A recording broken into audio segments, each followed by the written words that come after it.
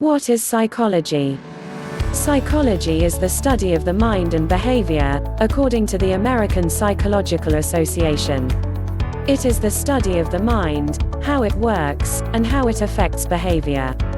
The ARPA adds that it embraces all aspects of the human experience, from the functions of the brain to the actions of nations, from child development to care for the aged.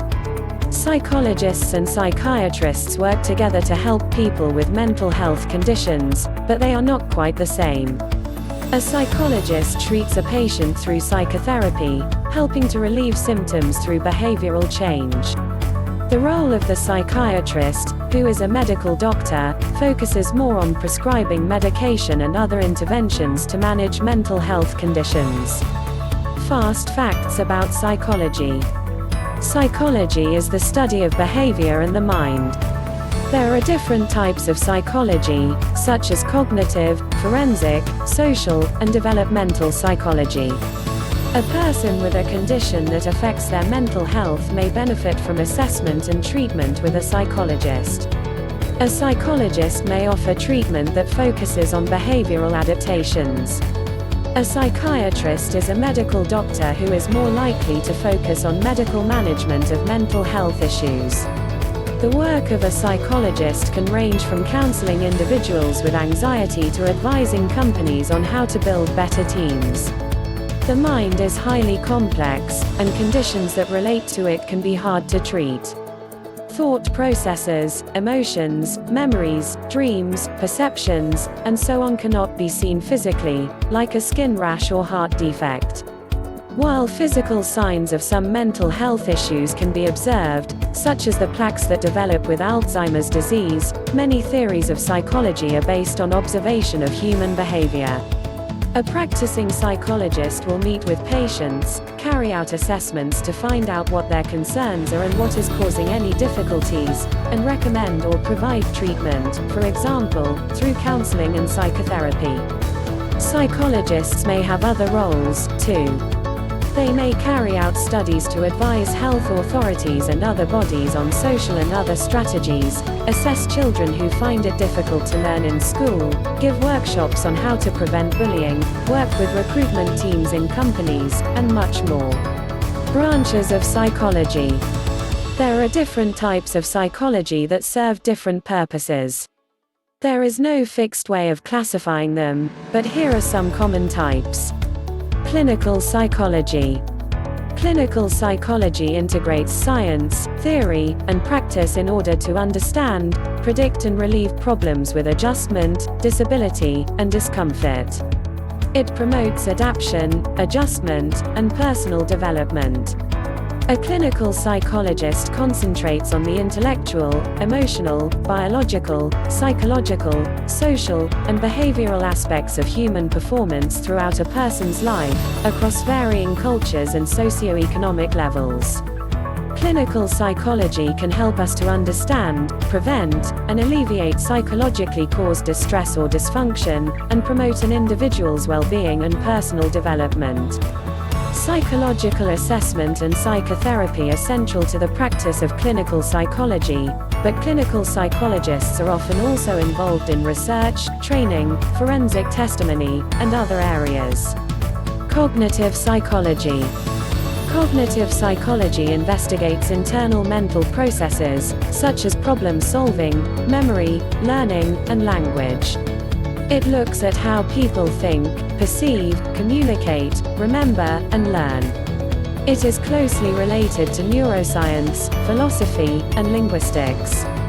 Cognitive psychologists look at how people acquire, process, and store information.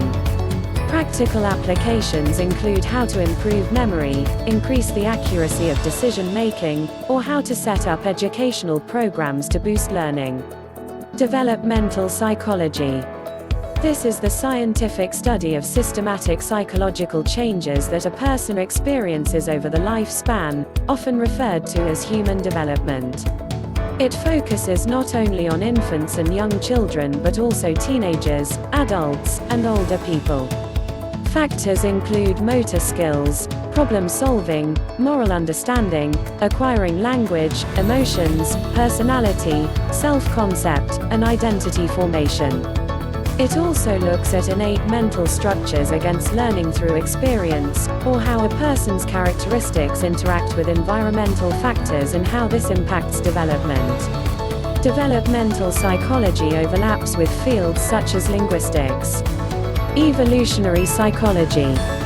Evolutionary psychology looks at how human behavior, for example language, has been affected by psychological adjustments during evolution. An evolutionary psychologist believes that many human psychological traits are adaptive in that they have enabled us to survive over thousands of years. Forensic psychology. Forensic psychology involves applying psychology to criminal investigation and the law. A forensic psychologist practices psychology as a science within the criminal justice system and civil courts. It involves assessing the psychological factors that might influence a case or behavior and presenting the findings in court. Health psychology. Health psychology is also called behavioral medicine or medical psychology. It observes how behavior, biology, and social context influence illness and health. A physician often looks first at the biological causes of a disease, but a health psychologist will focus on the whole person and what influences their health status. This may include their socioeconomic status, education, and background, and behaviors that may have an impact on the disease, such as compliance with instructions and medication. Health psychologists usually work alongside other medical professionals in clinical settings. Neuropsychology. Neuropsychology looks at the structure and function of the brain in relation to behaviors and psychological processes. A neuropsychology may be involved if a condition involves lesions in the brain, and assessments that involve recording electrical activity in the brain. A neuropsychological evaluation is used to determine whether a person is likely to experience behavioral problems following suspected or diagnosed brain injury, such as a stroke. The results can enable a doctor to provide treatment that may help the individual achieve possible improvements in cognitive damage that has occurred. Occupational psychology. Share on Pinterest. In a corporate setting, a psychologist can help boost productivity and enhance employee retention. Occupational or organizational psychologists are involved in assessing and making recommendations about the performance of people at work and in training. They help companies to find more effective ways to function, and to understand how people and groups behave at work. This information can help improve effectiveness, efficiency, job satisfaction, and employee retention. Social psychology. Social psychology uses scientific methods to understand how social influences impact human behavior. It seeks to explain how feelings, behavior, and thoughts are influenced by the actual, imagined or implied presence of other people. A social psychologist looks at group behavior, social perception, nonverbal behavior, conformity, aggression, prejudice, and leadership. Social perception and social interaction are seen as key to understanding social behavior. Other branches include military, consumer, educational, cross-cultural, and environmental psychology. The number of branches continues to grow. Stay in the know. Get our free daily newsletter. Expect in-depth, science-backed top-lines of our best stories every day. Tap in and keep your curiosity satisfied. History. In a philosophical context, psychology was around thousands of years ago in ancient Greece, Egypt, India, Persia, and China. In 387 BCE, Plato suggested that the brain is where mental processes take place, and in 335 BCE Aristotle suggested that it was the heart.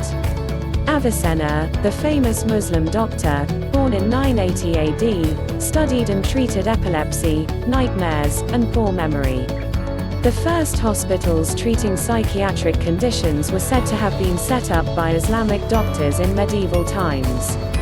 In 1774, Franz Mesmer proposed that hypnosis, or mesmerism, might help cure some types of mental illness. In 1793, Philippe Pinel released the first patients with mental health problems from confinement in a move that signaled a move toward more humane treatment. In 1879, Wilhelm Wundt, Germany, founded psychology as an independent experimental field of study. He set up the first laboratory that carried out psychological research exclusively at Leipzig University. Wundt is known today as the father of psychology. In 1890, an American philosopher, William James, published a book entitled Principles of Psychology. It was discussed by psychologists worldwide for many decades. In the same year, New York State passed the State Care Act, in which people with mental health problems were to leave poor houses and enter the hospital for treatment. In 1890, the American Psychological Association (APA) was founded, under the leadership of G. Stanley Hall. Hermann Ebbinghaus, who lived from 1850–1909, and worked at the University of Berlin, was the first psychologist to study memory extensively. Ivan Pavlov, who lived from 1849 to 1936, carried out the famous experiment which showed that dogs salivated when they expected food, introducing the concept of conditioning. The Austrian Sigmund Freud, who lived from 1856 to 1939, introduced the field of psychoanalysis, a type of psychotherapy.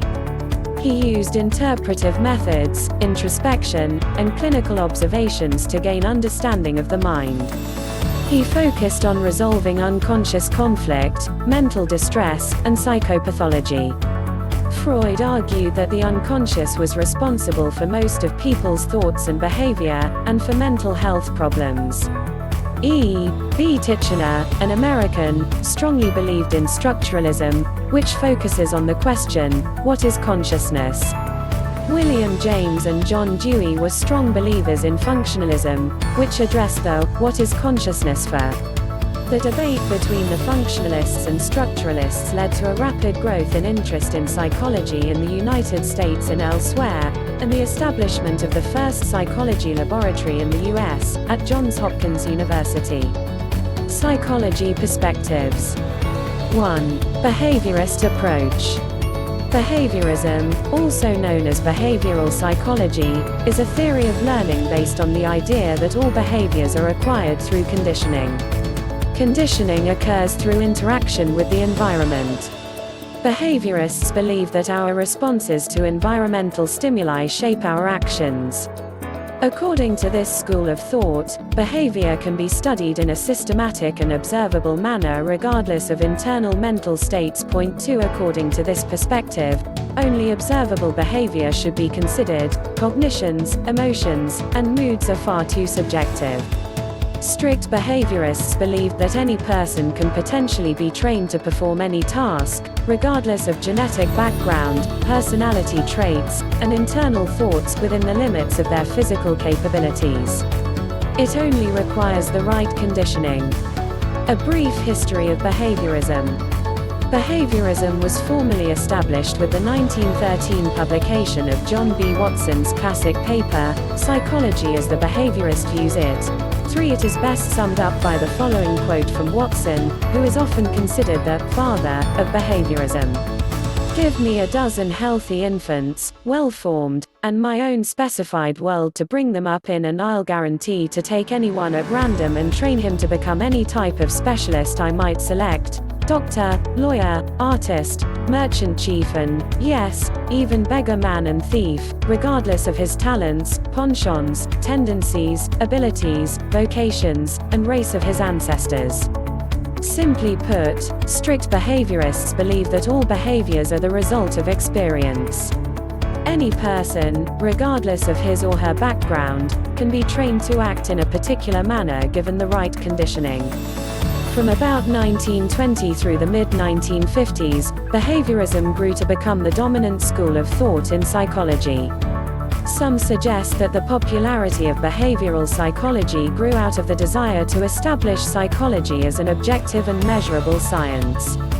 At this time, researchers were interested in creating theories that could be clearly described and empirically measured, but also used to make contributions that might have an influence on the fabric of everyday human lives. Key concepts. There are several principles that distinguish behavioral psychology from other psychological approaches. 2 types of conditioning. According to behavioral psychology, there are 2 major types of conditioning: classical conditioning and operant conditioning. Classical conditioning. Classical conditioning is a technique frequently used in behavioral training in which a neutral stimulus is paired with a naturally occurring stimulus. Eventually, the neutral stimulus comes to evoke the same response as the naturally occurring stimulus, even without the naturally occurring stimulus presenting itself. Throughout the course of 3 distinct phases, the associated stimulus becomes known as the conditioned stimulus and the learned behavior is known as the conditioned response. How classical conditioning works. Operant conditioning. Operant conditioning, sometimes referred to as instrumental conditioning, is a method of learning that occurs through reinforcements and punishments. Through operant conditioning, an association is made between a behavior and a consequence for that behavior. When a desirable result follows an action, the behavior becomes more likely to occur again in the future. Responses followed by adverse outcomes, on the other hand, become less likely to happen again in the future. 5. What is operant conditioning and how does it work? Learning through association. The classical conditioning process works by developing an association between an environmental stimulus and a naturally occurring stimulus. In physiologist Ivan Pavlov's classic experiments, dogs associated the presentation of food, something that naturally and automatically triggers a salivation response, with the sound of a bell, at first, and then the sight of a lab assistant's white coat. Eventually, the lab coat alone elicited a salivation response from the dogs. Conditioning can be influenced. During the first part of the classical conditioning process, known as acquisition, a response is established and strengthened. Factors such as the prominence of the stimuli and the timing of presentation can play an important role in how quickly an association is formed. When an association disappears, this is known as extinction, causing the behavior to weaken gradually or vanish. Factors such as the strength of the original response can play a role in how quickly extinction occurs. The longer a response has been conditioned, for example, the longer it may take for it to become extinct. Consequences affect learning. Behaviorist B.F. Skinner described operant conditioning as the process in which learning can occur through reinforcement and punishment. More specifically, by forming an association between a certain behavior and the consequences of that behavior, you learn. For example, if a parent rewards their child with praise every time they pick up their toys, the desired behavior is consistently reinforced. As a result, the child will become more likely to clean up messes. Timing plays a role. Reinforcement schedules are important in operant conditioning. This process seems fairly straightforward: simply observe a behavior and then offer a reward or punishment. However, Skinner discovered that the timing of these rewards and punishments has an important influence on how quickly a new behavior is acquired and the strength of the corresponding response. Continuous reinforcement involves rewarding every single instance of a behavior. It is often utilized at the beginning of the operant conditioning process. But as the behavior is learned, the schedule might switch to one of partial reinforcement. Partial reinforcement involves offering a reward after a number of responses or after a period of time has elapsed. Sometimes, partial reinforcement occurs on a consistent or fixed schedule. In other instances, a variable and an unpredictable number of responses or time must occur before the reinforcement is delivered. Reinforcement schedules and how they work. Strengths and weaknesses. One of the major benefits of behaviorism is that it allowed researchers to investigate observable behavior in a scientific and systematic manner. However, many thinkers believed it fell short by neglecting some important influences on behavior. Strengths. Focuses on observable, measurable behaviors. Scientific and replicable. Useful for modifying behaviors in the real world. Useful applications in therapy, education, parenting, childcare. One of the greatest strengths of behavioral psychology is the ability to clearly observe and measure behaviors. Behaviorism is based on observable behaviors, so it is sometimes easier to quantify and collect data when conducting research. Effective therapeutic techniques such as intensive behavioral intervention, behavior analysis, token economies, and discrete trial training are all rooted in behaviorism. These approaches are often very useful in changing maladaptive or harmful behaviors in both children and adults. Weaknesses. Does not account for biological influences. Does not consider moods, thoughts, or feelings. Does not explain all learning. Many critics argue that behaviorism is a one-dimensional approach to understanding human behavior. Critics of behaviorism suggest that behavioral theories do not account for free will and internal influences such as moods, thoughts, and feelings. Freud, for example, felt that behaviorism failed by not accounting for the unconscious mind's thoughts, feelings, and desires that influence people's actions. Other thinkers, such as Carl Rogers and the other humanistic psychologists, believed that behaviorism was too rigid and limited, failing to take into consideration personal agency. More recently, biological psychology has emphasized the power of the brain and genetics play in determining and influencing human actions. The cognitive approach to psychology focuses on mental processes such as thinking, decision-making, language, and problem-solving. In both cases, behaviorism neglects these processes and influences in favor of studying just observable behaviors. Also, behavioral psychology does not account for other types of learning that occur without the use of reinforcement and punishment. Moreover, people and animals can adapt their behavior when new information is introduced even if that behavior was established through reinforcement. Influences and impact. Several thinkers influenced behavioral psychology. In addition to those already mentioned, there are a number of prominent theorists and psychologists who left an indelible mark on behavioral psychology. Among these are Edward Thorndike, a pioneering psychologist who described the law of effect, and Clark Hull, who proposed the drive theory of learning. There are a number of therapeutic techniques rooted in behavioral psychology. Though behavioral psychology assumed more of a background position after 1950, its principles still remain important. Even today, behavior analysis is often used as a therapeutic technique to help children with autism and developmental delays acquire new skills. It frequently involves processes such as shaping, rewarding closer approximations to the desired behavior, and chaining, breaking a task down into smaller parts and then teaching and chaining the subsequent steps together. Other behavioral therapy techniques include aversion therapy, systematic desensitization, token economies, modeling, and contingency management. While the behavioral approach might not be the dominant force that it once was, it has still had a major impact on our understanding of human psychology.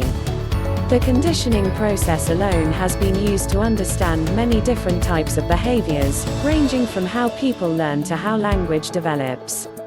But perhaps the greatest contributions of behavioral psychology lie in its practical applications.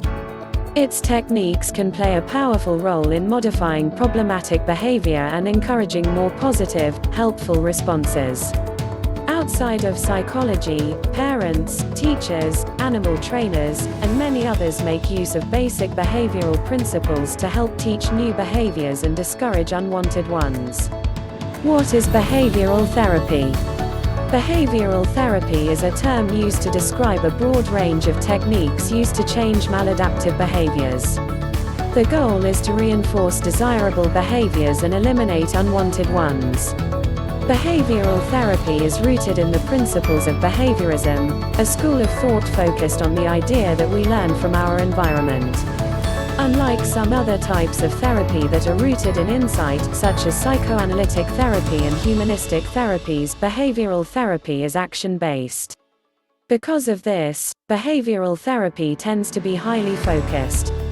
The behavior itself is the problem, and the goal is to teach people new behaviors to minimize or eliminate the issue. Behavioral therapy suggests that since old learning led to the development of a problem, then new learning can fix it. Types of behavioral therapy. There are a number of different types of behavioral therapy.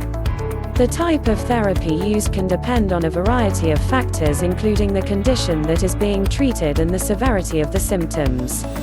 Applied behavior analysis. Behavior analysis is rooted in the behaviorist tradition and utilizes learning principles to bring about behavior change. Some branches of psychology strive to understand underlying cognitions, but behavioral psychology is not concerned with mentalistic causes of behavior and instead focuses on the behavior itself. Behavior analysis has robust practical applications in mental health treatment and organizational psychology, particularly when focused on helping children and adults learn new behaviors or reduce problem behaviors. Behavior analysis is often used to build abilities in children and adults with disabilities, increase academic skills in school settings, and enhance employee performance. Behavior analysis defined. Behavior analysis is a science based on the foundations and principles of behaviorism. Division 25 of the American Psychological Division is devoted to the area of behavior analysis. According to Division 25, the fact that behavior analysis focuses on behavior as a subject makes it unique. The division also explains that this analysis of behavior can occur in three different ways. First, through the experimental investigation of behavior. Secondly, through applied behavior analysis. Point 1. This process involves taking what researchers know about behavior and applying it in individual, social, and cultural contexts. Finally, through the conceptual analysis of behavior. According to Division 25, this addresses the philosophical, historical, theoretical and methodological issues in behavior analysis. Experimental and applied behavior analysis. There are two major areas of behavior analysis: experimental and applied. 1. Experimental behavior analysis involves basic research designed to add to the body of knowledge about behavior. 2. Applied behavior analysis, 2 on the other hand, is focused on applying these behavior principles to real-world situations. Those who work in the field of applied behavior analysis are interested in behaviors and their relationship with the environment. Rather than focusing on internal states, ABA therapists focus on observable behaviors and utilize behavioral techniques to bring about behavioral change. According to the Behavior Analyst Certification Board, professionals in applied behavior analysis engage in the specific and comprehensive use of principles of learning, including operant and respondent learning, in order to address behavioral needs of widely varying individuals in diverse settings. Examples of these applications include building the skills and achievements of children in school settings, enhancing the development, abilities, and choices of children and adults with different kinds of disabilities, and augmenting the performance and satisfaction of employees in organizations and businesses. Cognitive behavioral therapy. Cognitive behavioral therapy, CBT, is a type of psychotherapeutic treatment that helps people learn how to identify and change destructive or disturbing thought patterns that have a negative influence on behavior and emotions. Point 1. Cognitive behavioral therapy focuses on changing the automatic negative thoughts that can contribute to and worsen emotional difficulties, depression, and anxiety. These spontaneous negative thoughts have a detrimental influence on mood. Through CBT, these thoughts are identified, challenged, and replaced with more objective, realistic thoughts. CBT is about more than identifying thought patterns. It is focused on using a wide range of strategies to help people overcome these thoughts. Such strategies may include journaling, role-playing, relaxation techniques, and mental distractions. 2 Types of cognitive behavioral therapy. CBT encompasses a range of techniques and approaches that address thoughts, emotions, and behaviors. These can range from structured psychotherapies to self-help materials. There are a number of specific types of therapeutic approaches that involve CBT. Cognitive therapy centers on identifying and changing inaccurate or distorted thinking patterns, emotional responses, and behaviors. 3 Dialectical behavior therapy (DBT) addresses thoughts and behaviors while incorporating strategies such as emotional regulation and mindfulness. Multimodal therapy suggests that psychological issues must be treated by addressing 7 different but interconnected modalities, which are behavior, affect, sensation, imagery, cognition, interpersonal factors, and drug biological considerations. 4 Rational emotive behavior therapy (REBT) involves identifying irrational beliefs, actively challenging these beliefs, and finally learning to recognize and change these thought patterns. While each type of cognitive behavioral therapy takes a different approach, all work to address the underlying thought patterns that contribute to psychological distress.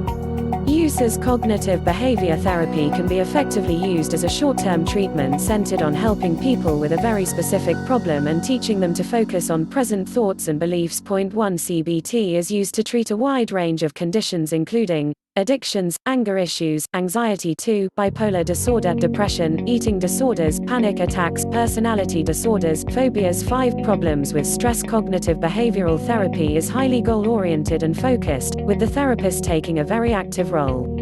People work with their therapist toward mutually established goals. The process is explained in detail and people are often given homework to complete between sessions. Impact. The underlying concept behind CBT is that thoughts and feelings play a fundamental role in behavior. 1 For example, a person who spends a lot of time thinking about plane crashes, runway accidents, and other air disasters may avoid air travel as a result. The goal of cognitive behavior therapy is to teach people that while they cannot control every aspect of the world around them, they can take control of how they interpret and deal with things in their environment. Cognitive behavior therapy has become increasingly popular in recent years with both mental health consumers and treatment professionals. Some reasons for this include, by becoming aware of the negative and often unrealistic thoughts that dampen their feelings and moods, people are able to start engaging in healthier thinking patterns. 1 CBT can be an effective short-term treatment option. It can help people with certain types of emotional distress that don't require psychotropic medication. It is empirically supported and has been shown to effectively help patients overcome a wide variety of maladaptive behaviors. 1 It is often more affordable than some other types of therapy. One of the greatest benefits of cognitive behavioral therapy is that it helps clients develop coping skills that can be useful both now and in the future. 1 CBT strategies. People often experience thoughts or feelings that reinforce or compound faulty beliefs. Such beliefs can result in problematic behaviors that can affect numerous life areas, including family, romantic relationships, work, and academics. Identify negative thoughts. It is important to learn how thoughts, feelings, and situations can contribute to maladaptive behaviors. 6 The process can be difficult, especially for people who struggle with introspection, but it can ultimately lead to self-discovery and insights that are an essential part of the treatment process. Practice new skills. It is important to start practicing new skills that can then be put into use in real-world situations. For example, a person with a substance use disorder might start practicing new coping skills and rehearsing ways to avoid or deal with social situations that could potentially trigger a relapse. Set goals. Goal setting can be an important step in recovery from mental illness and helping you make changes to improve your health and life. During CBT, a therapist can help with goal-setting skills by teaching you how to identify your goal, distinguish between short and long-term goals, set SMART, specific, measurable, attainable, relevant, time-based goals, and focus on the process as much as the end outcome. Problem solving skills can help you identify and solve problems that arise from life stressor, both big and small, and reduce the negative impact of psychological and physical illness. Problem solving in CBT often involves 5 steps: identifying a problem, generating a list of possible solutions, evaluating the strengths and weaknesses of each possible solution, choosing a solution to implement, and implementing the solution. Point 7 Self-monitor, also known as diary work. Self-monitoring is an important part of CBT that involves tracking behaviors, symptoms, or experiences over time and sharing them with your therapist. Self-monitoring can help provide your therapist with the information needed to provide the best treatment. For example, for eating disorders, self-monitoring may involve keeping track of eating habits as well as any thoughts or feelings that went along with consuming that meal or snack. Point 8 Progress gradually. In most cases, CBT is a gradual process that helps a person take incremental steps towards a behavior change. For example, someone with social anxiety might start by simply imagining anxiety-provoking social situations. Next, they might start practicing conversations with friends, family, and acquaintances. By progressively working toward a larger goal, the process seems less daunting and the goals easier to achieve. How behavioral therapy is used in psychology. Potential pitfalls. There are several challenges that people may run into during the course of cognitive behavioral therapy. Change can be difficult initially. Some patients suggest that while they recognize that certain thoughts are not rational or healthy, simply becoming aware of these thoughts does not make it easy to alter them. CBT is very structured. Cognitive behavioral therapy doesn't tend to focus on underlying unconscious resistances to change as much as other approaches such as psychoanalytic psychotherapy. Point 9 It is often best suited for clients who are more comfortable with a structured and focused approach in which the therapist often takes an instructional role. People must be willing to change for cognitive behavioral therapy to be effective. The individual must be ready and willing to spend time and effort analyzing their thoughts and feelings. Such self-analysis and homework can be difficult, but it is a great way to learn more about how internal states impact outward behavior. Dialectical behavioral therapy is a form of CBT that utilizes both behavioral and cognitive techniques to help people learn to manage their emotions, cope with distress, and improve interpersonal relationships. Exposure therapy utilizes behavioral techniques to help people overcome their fears of situations or objects. This approach incorporates techniques that expose people to the source of their fears while practicing relaxation strategies. It is useful for treating specific phobias and other forms of anxiety. Rational emotive behavior therapy, REBT, focuses on identifying negative or destructive thoughts and feelings. People then actively challenge those thoughts and replace them with more rational, realistic ones. Social learning theory. Learning is a remarkably complex process that is influenced by a wide variety of factors. As most parents are probably very much aware, observation can play a critical role in determining how and what children learn. Point 1 As the saying goes, kids are very much like sponges, soaking up the experiences they have each and every day. Because learning is so complex, there are many different psychological theories to explain how and why people learn. A psychologist named Albert Bandura proposed a social learning theory which suggests that observation and modeling play a primary role in this process. Point 2 Bandura's theory moves beyond behavioral theories, which suggest that all behaviors are learned through conditioning, and cognitive theories, which take into account psychological influences such as attention and memory. Basic principles of social learning theory. What is social learning theory? During the first half of the 20th century, the behavioral school of psychology became a dominant force. The behaviorists proposed that all learning was a result of direct experience with the environment through the processes of association and reinforcement. Point 3 Bandura's theory believed that direct reinforcement could not account for all types of learning. For example, children and adults often exhibit learning for things with which they have no direct experience. Even if you have never swung a baseball bat in your life, you would probably know what to do if someone handed you a bat and told you to try to hit a baseball. This is because you have seen others perform this action either in person or on television. While the behavioral theories of learning suggested that all learning was the result of associations formed by conditioning, reinforcement, and punishment, Bandura's social learning theory proposed that learning can also occur simply by observing the actions of others. 1. His theory added a social element, arguing that people can learn new information and behaviors by watching other people. Known as observational learning, this type of learning can be used to explain a wide variety of behaviors, including those that often cannot be accounted for by other learning theories. What is observational learning? Core concepts. There are three core concepts at the heart of social learning theory. First is the idea that people can learn through observation. Next is the notion that internal mental states are an essential part of this process.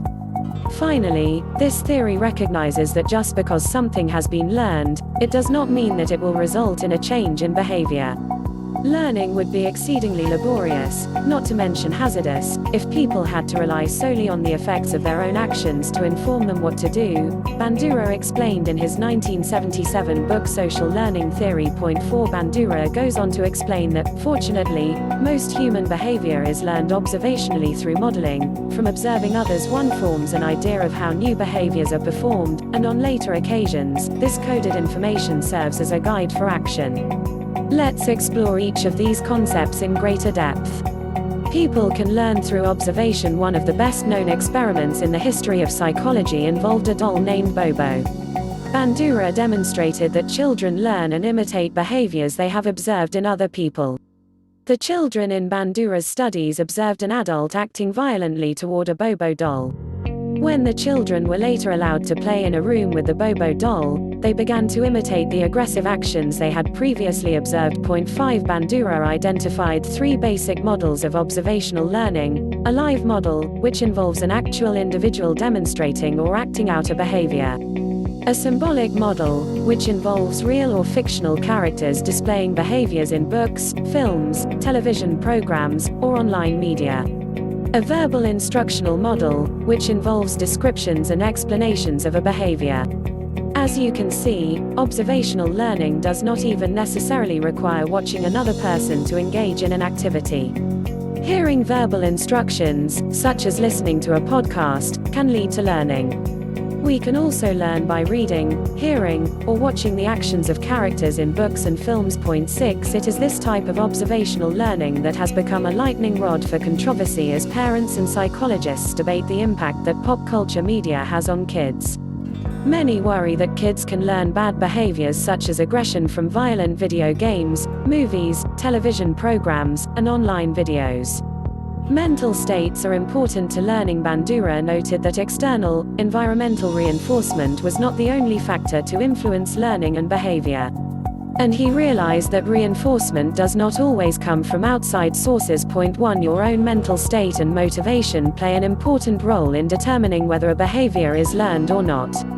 He described intrinsic reinforcement as a form of internal rewards, such as pride, satisfaction, and a sense of accomplishment. 7. This emphasis on internal thoughts and cognitions helps connect learning theories to cognitive developmental theories. While many textbooks place social learning theory with behavioral theories, Bandura himself describes his approach as a social cognitive theory. Learning does not necessarily lead to change, so how do we determine when something has been learned? In many cases, learning can be seen immediately when the new behavior is displayed.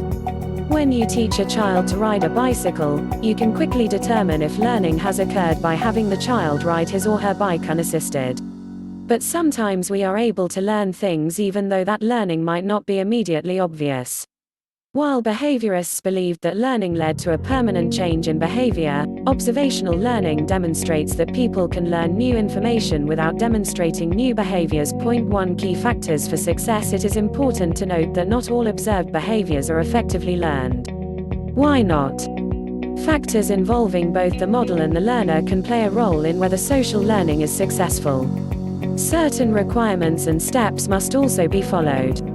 The following steps are involved in the observational learning and modeling process. 1. Attention. In order to learn, you need to be paying attention. Anything that distracts your attention is going to have a negative effect on observational learning. If the model is interesting or there is a novel aspect of the situation, you are far more likely to dedicate your full attention to learning. Retention, the ability to store information, is also an important part of the learning process. Retention can be affected by a number of factors, but the ability to pull up information later and act on it is vital to observational learning. Reproduction, once you have paid attention to the model and retained the information, it is time to actually perform the behavior you observed. Further practice of the learned behavior leads to improvement and skill advancement. Motivation, finally, in order for observational learning to be successful, you have to be motivated to imitate the behavior that has been modeled. Reinforcement and punishment play an important role in motivation. While experiencing these motivators can be highly effective, so can observing others experiencing some type of reinforcement or punishment. For example, if you see another student rewarded with extra credit for being to class on time, you might start to show up a few minutes early each day. Real-world applications. Social learning theory can have a number of real-world applications. For example, it can be used to help researchers understand how aggression and violence might be transmitted through observational learning. By studying media violence, researchers can gain a better understanding of the factors that might lead children to act out the aggressive actions they see portrayed on television and in the movies. But social learning can also be utilized to teach people positive behaviors. Researchers can use social learning theory to investigate and understand ways that positive role models can be used to encourage desirable behaviors and to facilitate social change. A word from Verywell. In addition to influencing other psychologists, Bandura's social learning theory has had important implications in the field of education. Today, both teachers and parents recognize how important it is to model appropriate behaviors. Other classroom strategies such as encouraging children and building self-efficacy are also rooted in social learning theory. As Bandura observed, life would be incredibly difficult and even dangerous if you had to learn everything you know from personal experience. Observing others plays a vital role in acquiring new knowledge and skills. By understanding how social learning theory works, you can gain a greater appreciation for the powerful role that observation plays in shaping the things we know and the things we do. Techniques. In order to understand how behavioral therapy works, it is important to know more about the basic principles that contribute to behavioral therapy. The techniques used in this type of treatment are based on the theories of classical conditioning and operant conditioning. Techniques based on classical conditioning. Classical conditioning involves forming associations between stimuli. Previously neutral stimuli are paired with a stimulus that naturally and automatically evokes a response. After repeated pairings, an association is formed and the previously neutral stimulus will come to evoke the response on its own. Classical conditioning is one way to alter behavior. There are several different techniques and strategies used in this approach to therapy. Aversion therapy. This process involves pairing an undesirable behavior with an aversive stimulus in the hope that the unwanted behavior will eventually be reduced. For example, someone with an alcohol use disorder might take disulfiram, a drug that causes severe symptoms such as headaches, nausea, anxiety, and vomiting when combined with alcohol. Flooding. This process involves exposing people to fear-invoking objects or situations intensely and rapidly. It is often used to treat phobias. During the process, the individual is prevented from escaping or avoiding the situation. Systematic desensitization. In this technique, people make a list of fears and then learn to relax while concentrating on these fears. Starting with the least fear-inducing item and working their way up to the most fear-inducing item, people systematically confront these fears under the guidance of a therapist while maintaining a relaxed state. Systematic desensitization is often used to treat phobias and other anxiety disorders. Techniques based on operant conditioning. Operant conditioning focuses on how reinforcement and punishment can be utilized to either increase or decrease the frequency of a behavior. Behaviors followed by desirable consequences are more likely to occur again in the future, while those followed by negative consequences become less likely to occur. Behavioral therapy techniques use reinforcement, punishment, shaping, modeling, and related techniques to alter behavior. These methods have the benefit of being highly focused, which means that they can produce fast and effective results. Contingency management. This approach uses a formal written contract between a client and a therapist, or parent or teacher, that outlines behavior change goals, reinforcements, rewards, and penalties.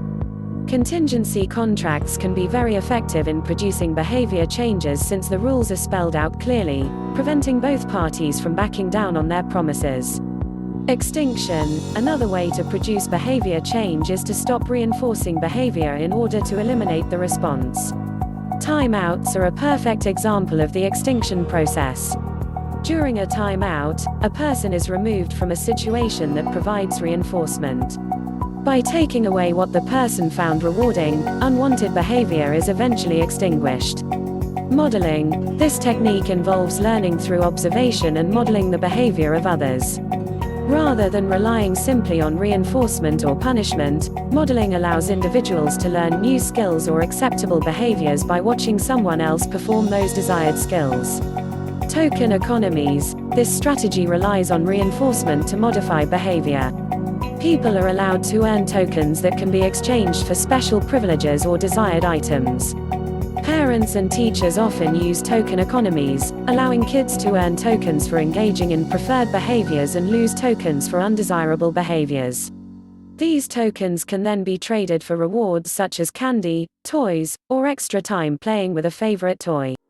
2. The psychodynamic approach. The psychodynamic theory is a psychological theory Sigmund Freud (1856–1939) and his later followers applied to explain the origins of human behavior. The psychodynamic approach includes all the theories in psychology that see human functioning based upon the interaction of drives and forces within the person, particularly unconscious, and between the different structures of the personality.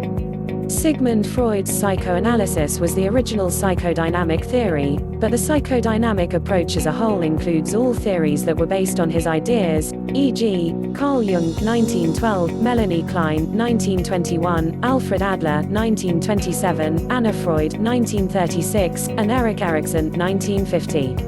The words psychodynamic and psychoanalytic are often confused. Remember that Freud's theories were psychoanalytic, whereas the term psychodynamic refers to both his theories and those of his followers. Freud's psychoanalysis is both a theory and therapy.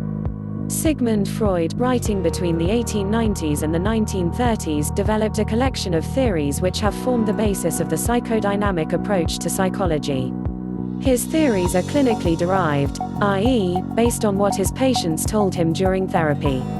The psychodynamic therapist would usually be treating the patient for depression or anxiety-related disorders.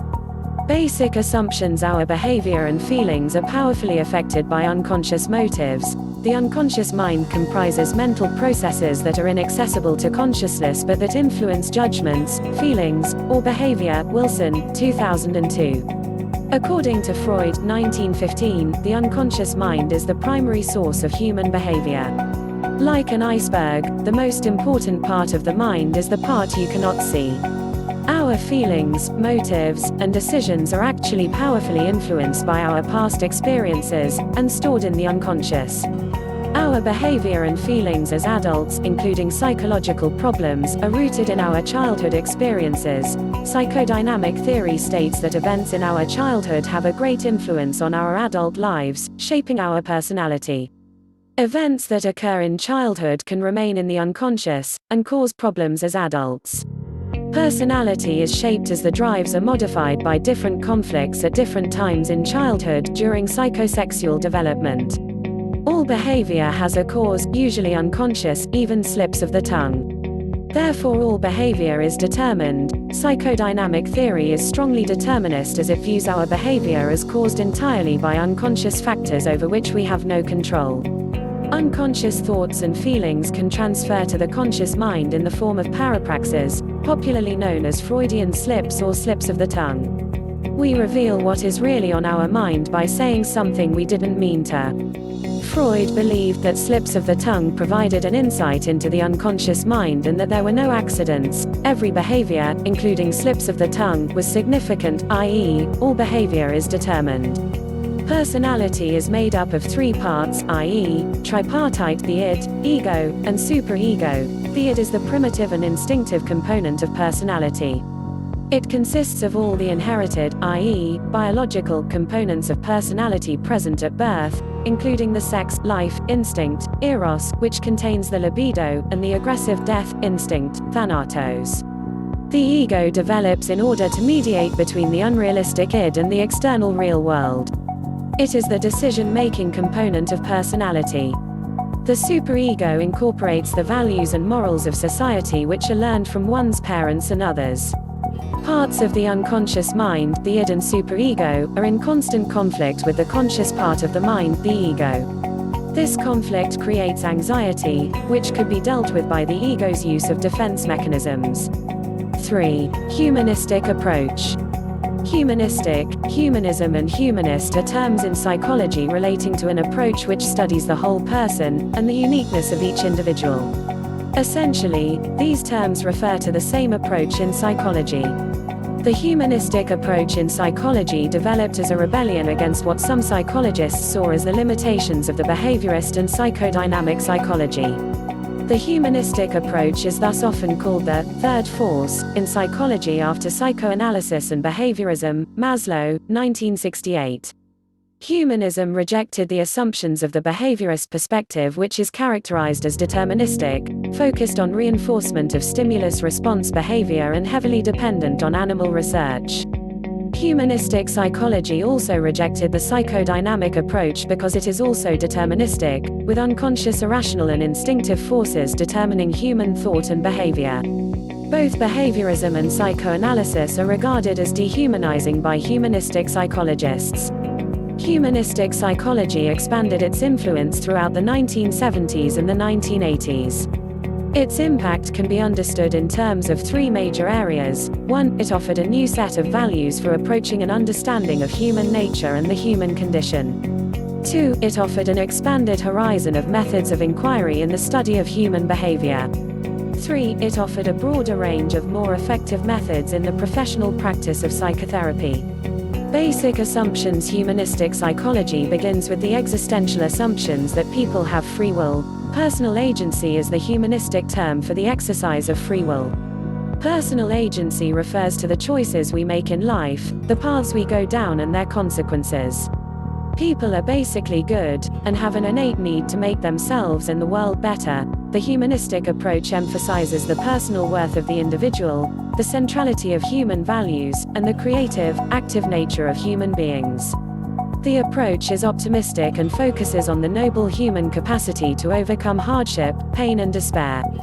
People are motivated to self-actualize. Self-actualization concerns psychological growth, fulfillment and satisfaction in life. Both Rogers and Maslow regarded personal growth and fulfillment in life as a basic human motive. This means that each person, in different ways, seeks to grow psychologically and continuously enhance themselves. However, Rogers and Maslow both describe different ways of how self-actualization can be achieved. The subjective, conscious experiences of the individual is most important.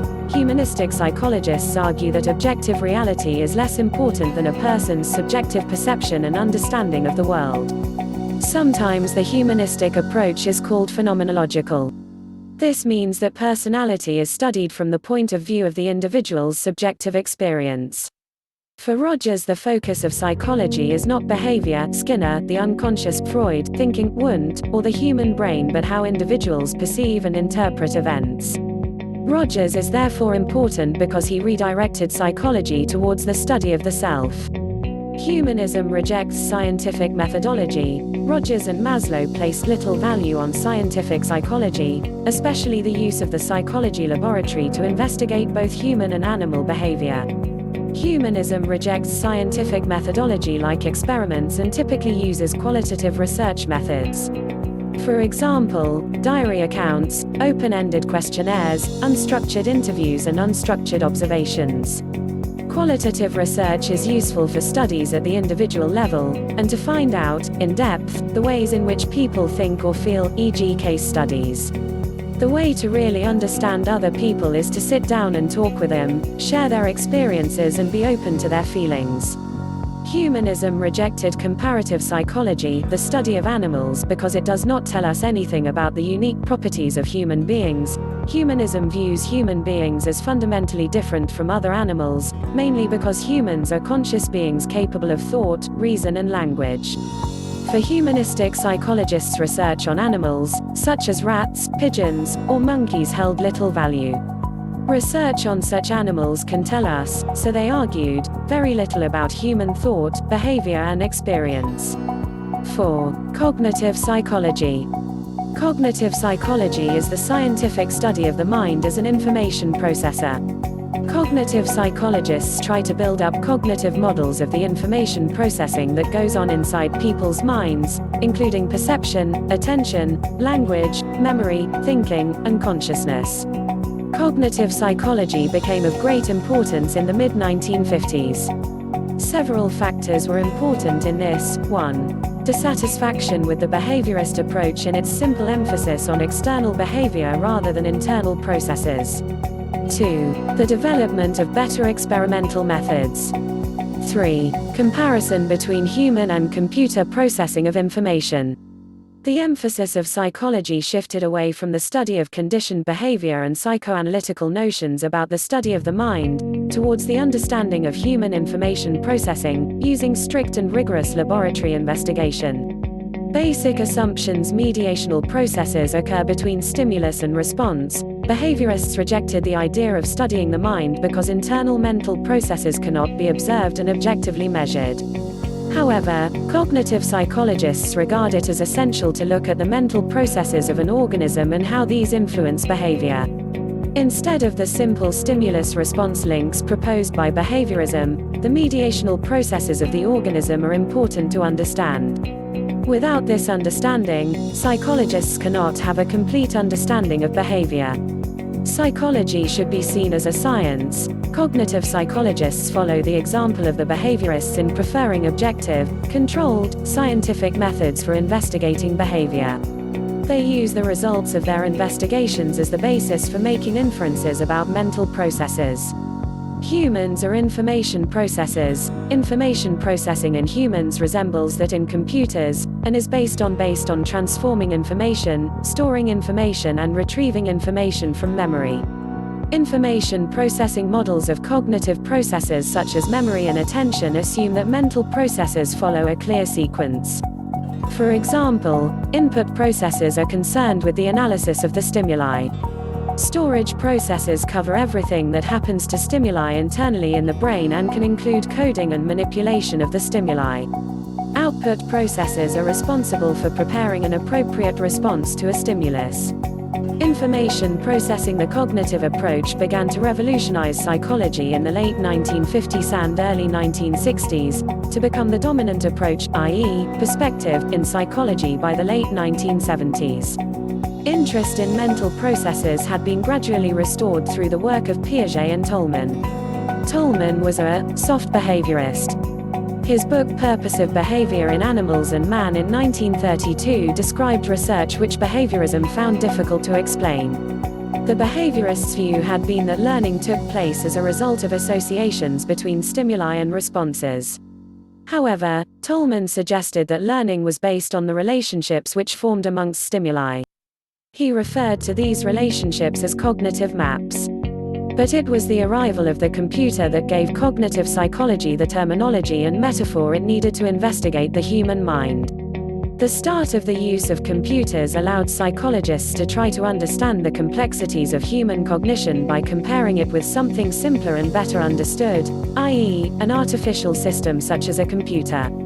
The use of the computer as a tool for thinking how the human mind handles information is known as the computer analogy. Essentially, a computer codes, i.e., changes information, stores information, uses information, and produces an output, retrieves info. The idea of information processing was adopted by cognitive psychologists as a model of how human thought works. The information processing approach is based on a number of assumptions, including: 1. Information made available from the environment is processed by a series of processing systems, e.g., attention, perception, short-term memory. 2. These processing systems transform, or alter the information in systematic ways. 3. The aim of research is to specify the processes and structures that underlie cognitive performance. 4. Information processing in humans resembles that in computers. Mediational processes. The behaviorists' approach only studies external observable stimulus and response behavior which can be objectively measured. They believe that internal behavior cannot be studied because we cannot see what happens in a person's mind, and therefore cannot objectively measure it. In comparison, the cognitive approach believes that internal mental behavior can be scientifically studied using experiments. Cognitive psychology assumes that a mediational process occurs between stimulus input and response output. The mediational, i.e., mental, event could be memory, perception, attention or problem solving, etc. These are known as mediational processes because they mediate, i.e., go between the stimulus and the response. They come after the stimulus and before the response. Therefore, cognitive psychologists say if you want to understand behavior, you have to understand these mediational processes. 5. Biological approach. The biological approach believes us to be as a consequence of our genetics and physiology. It is the only approach in psychology that examines thoughts, feelings, and behaviors from a biological and thus physical point of view. Therefore, all that is psychological is first physiological. All thoughts, feeling and behavior ultimately have a biological cause. A biological perspective is relevant to the study of psychology in 3 ways. 1. Comparative method. Different species of animal can be studied and compared. This can help in the search to understand human behavior. 2. Physiology. How the nervous system and hormones work, how the brain functions, how changes in structure and/or function can affect behavior. For example, we could ask how prescribed drugs to treat depression affect behavior through their interaction with the nervous system. 3. Investigation of inheritance. What an animal inherits from its parents, mechanisms of inheritance, genetics. For example, we might want to know whether high intelligence is inherited from one generation to the next. Each of these biological aspects, the comparative, the physiological, i.e., the brain, and the genetic, can help explain human behavior. Investigation of inheritance. Twin studies provide geneticists with a kind of natural experiment in which the behavioral likeness of identical twins, whose genetic relatedness is 1.0, can be compared with the resemblance of dizygotic twins, whose genetic relatedness is 0.5. In other words, if heredity, i.e., genetics, affects a given trait or behavior, then identical twins should show a greater similarity for that trait compared to fraternal, non-identical twins. There are 2 types of twins. Monozygotic equals identical twins share 100% genetic information. Dizygotic equals non-identical twins share 50% genetic information, similar to siblings. Research using twin studies looks for the degree of concordance, or similarity, between identical and fraternal, i.e., non-identical twins. Twins are concordant for a trait if both or neither of the twins exhibits the trait. Twins are said to be disconcordant for a trait if one shows it, and the other does not. Identical twins have the same genetic makeup, and fraternal twins have just 50% of genes in common. Thus, if concordance rates, which can range from 0 to 100, are significantly higher for identical twins than for fraternal twins, then this is evidence that genetics play an important role in the expression of that particular behavior. Bouchard and McGuay, 1981, conducted a review of 111 worldwide studies which compared the IQ of family members.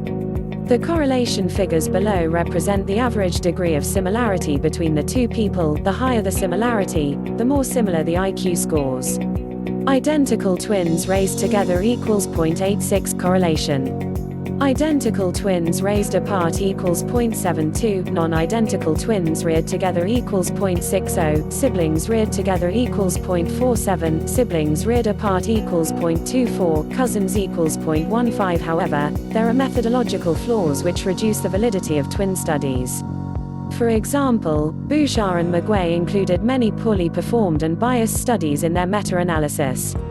Also, studies comparing the behavior of twins raised apart have been criticized, as the twins often share similar environments and are sometimes raised by non-parental family member.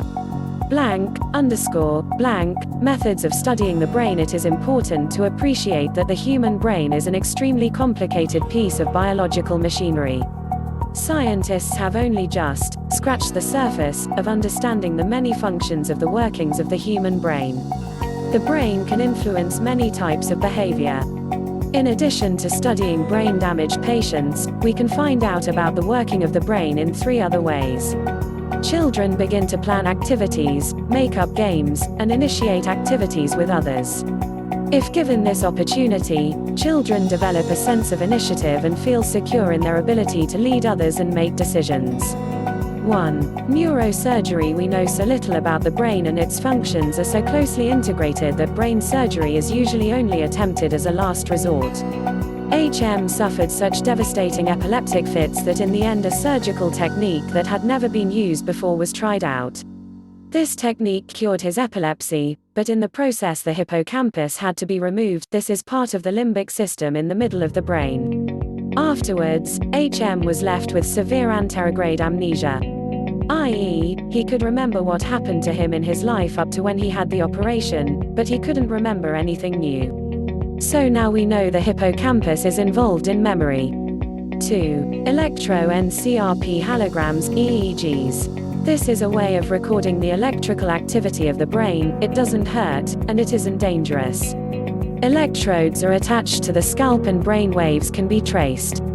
EEGs have been used to study sleep, and it has been found that during a typical night's sleep, we go through a series of stages marked by different patterns of brain wave. One of these stages is known as REM sleep, rapid eye movement sleep. During this, our brain waves begin to resemble those of our waking state, though we are still fast asleep, and it seems that this is when we dream, whether we remember it or not. 3. Brain scans. More recently, methods of studying the brain have been developed using various types of scanning equipment hooked up to powerful computers. The CAT scan, computerized axial tomography, is a moving X-ray beam which takes pictures from different angles around the head and can be used to build up a 3-dimensional image of which areas of the brain are damaged. Even more sophisticated is the PET scan, positron emission tomography, which uses a radioactive marker as a way of studying the brain at work. The procedure is based on the principle that the brain requires energy to function and that the regions more involved in the performance of a task will use up more energy. What the scan, therefore, enables researchers to do is to provide ongoing pictures of the brain as it engages in mental activity. These, and other, methods for producing images of brain structure and functioning have been extensively used to study language, and PET scans, in particular, are producing evidence that suggests that the Wernicke-Gershwin model may not after all be the answer to the question of how language is possible.